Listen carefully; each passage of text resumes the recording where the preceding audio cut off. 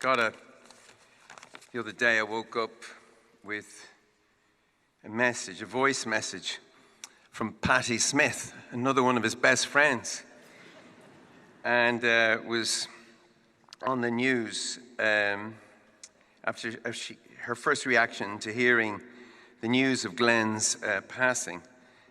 And she left this voice message. It's a lullaby for Glen's family and friends, but she was happy to share it with you all.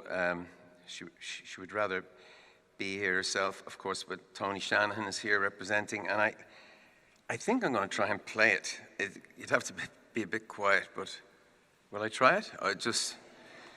Okay, it's just you meet Glen, this happens to you.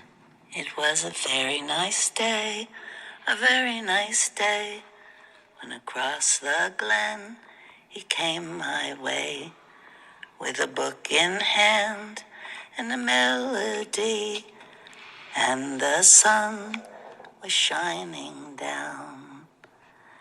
It was a very nice day, a very nice day, across the glen he came to play.